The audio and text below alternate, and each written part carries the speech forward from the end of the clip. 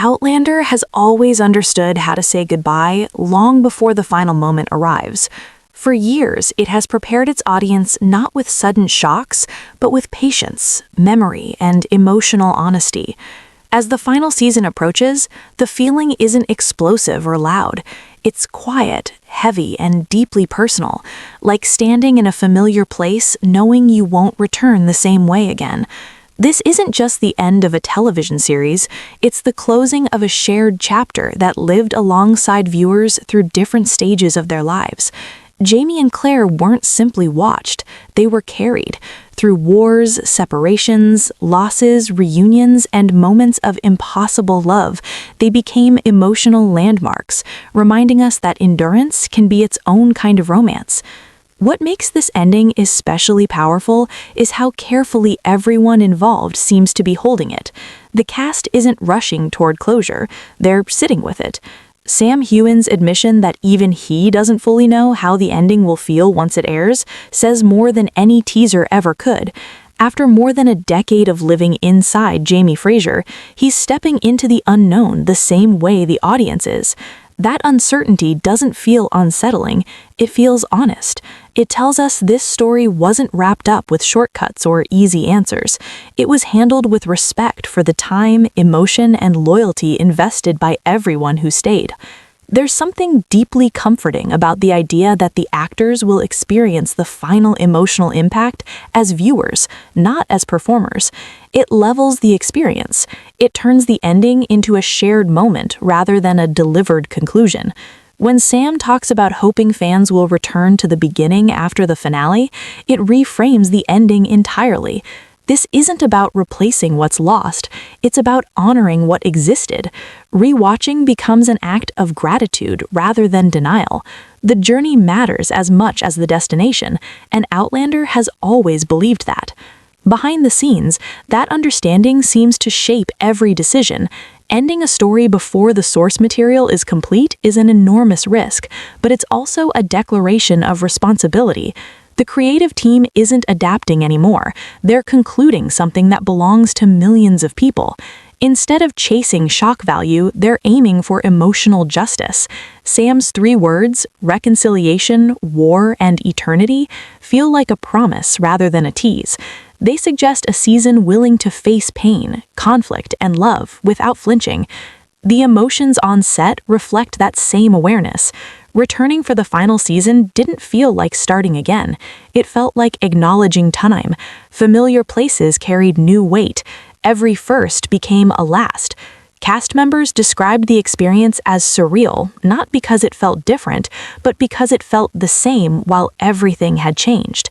That tension between comfort and finality is pure Outlander. It's where the show has always lived. What stands out most in these final moments isn't sadness alone, but intention. Every reflection from the cast carries a sense of stewardship, as if they are caretakers returning something precious rather than creators abandoning it. Catriona Balfe described stepping back onto set as both familiar and disorienting, like muscle memory paired with emotional awareness. The places hadn't changed, but the meaning had. Every look, every exchange, every quiet pause carried the understanding that this time nothing was infinite. That awareness didn't drain the energy from the production, it sharpened it. John Bell's reflections capture this perfectly. Time collapsed for him. What once felt like yesterday suddenly carried the weight of years. Faces had changed, lives had moved forward, and yet the emotional thread remained unbroken. That's the strange magic of long-form storytelling. It grows with the people who tell it and the people who watch it. Instead of resisting that truth, the final season seems to lean into it, letting age, experience, and memory shape the tone. There's no attempt to pretend this is the same story it was at the beginning. It isn't, and that honesty gives the ending strength. Even the quiet, celebratory moments off camera feel meaningful.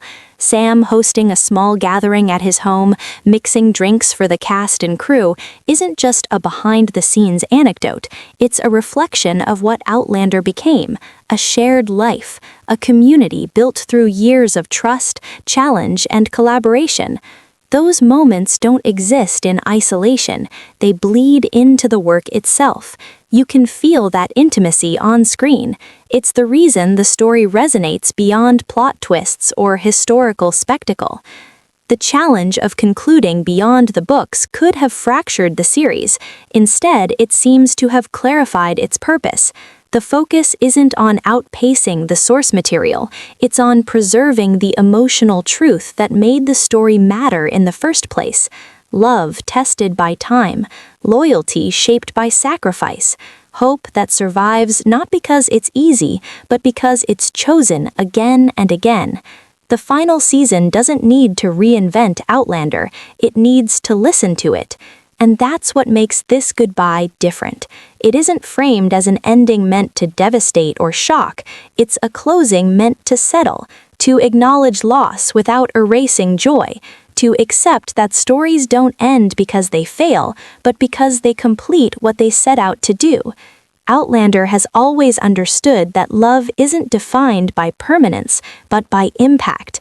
The fact that viewers feel this farewell so deeply is proof of success, not absence. As the final season approaches, the dominant emotion isn't fear of what will happen, it's gratitude for what already has, for characters who felt real, for moments that stayed, for a journey that trusted its audience enough to grow older, more complex, and more honest with time. Whatever the final images may be, the legacy is already secure. This story didn't just pass through television history, it lived.